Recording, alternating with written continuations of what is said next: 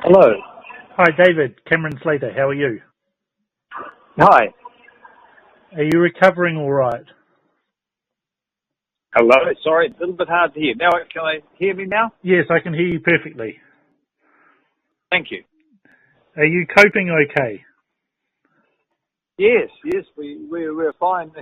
Just nice to have our feet on solid ground after, hearing a message in German where I've got a bit of German, but where I heard the word bomb in New York coming through was a little bit unnerving. Yes, well, that's what I was there's no information in the New Zealand news. Yes, well, with not the news we were sort of hoping for ourselves, but still, yeah, we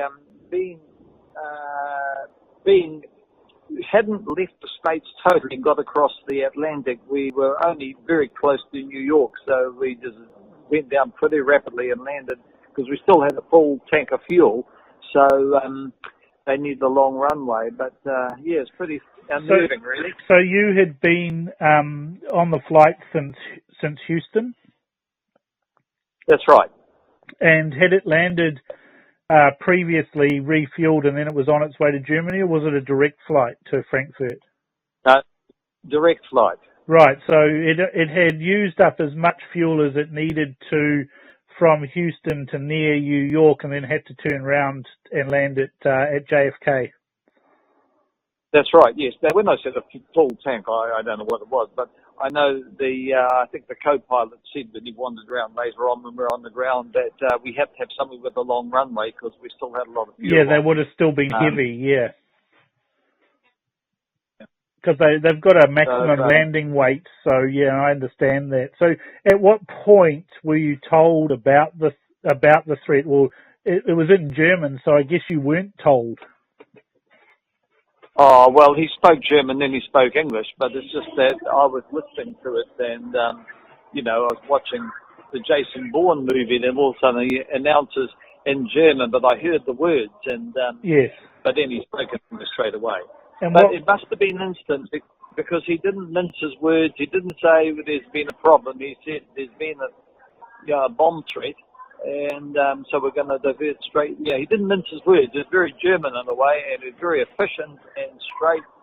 And but it doesn't exactly reassure you, And so what was the feeling from the other passengers and your reaction when you heard the word bomb and that you were on the plane that was threatened?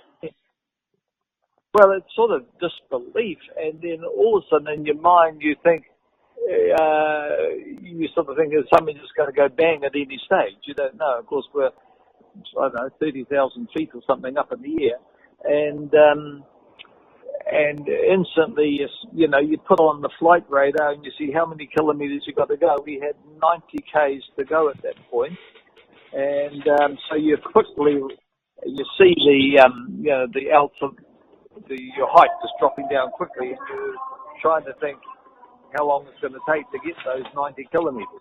Right. And I suppose you have a feeling of helplessness because there's actually literally nothing you can do. That's right. But it's also that feeling that at any moment something could happen. Yes. And, so it's a bit unnerving, really, but as you say, no one panicked or anything. No one, in fact, this pilot was complimenting everyone on their strong discipline. I thought we weren't exactly disciplined. We couldn't do anything. But, again, we're supposed to act like solid German citizens, I think, and be very disciplined, I think. I think they have a stiffer upper lip than the British, don't they? Yes, that's right. But no, and the crew were great because we still had our dinner trays, so they just came by quickly, rapidly grabbed all the trays away and packed them up, and, they were very good. So did you have a feeling that there could have been one of the passengers as a suspect, or was it just treated that there was a threat and there's nothing anybody could do about it? Well, yeah, you do wonder that because there's every nationality on there, and all your prejudice about who it might be can come to play. But in actual fact, later the co-pilot came and said a call had been made to the centre, so to the Lufthansa, some centre, I don't know. So it hadn't actually come from someone saying something on the plane. Okay, so the feeling on the plane was we're all in this together, and there's perhaps nobody around here that's responsible for this. And there was no sideways looks at particular people or anything like that. No, I don't think so. Well, look, I'm in this 500 people. I'm in a small little section, but yeah, there's none of that where I was. Well, what sort of plane was it? It was the what is it? The Airbus. The A380, the double-decker one. Yeah. Yep. And so, was there a search for a bomb while you were all still aboard, or did you just all sit there until landing? Yeah, that was part of the. Once we landed, we were anticipating all the chutes coming down and having a bit of fun sliding down them. But the pilot said he was quite. He had to abide by the New York police or whatever's conditions, and they would only let off 40 at a time. Take your hand luggage, and the bomb sniffer dogs went over all the hand luggage. So it took an hour and a half to empty the plane.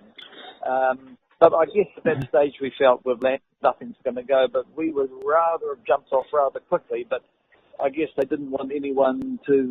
They wanted to check everything absolutely thoroughly. So did they park the aircraft at a remote part of the airport to conduct all of that?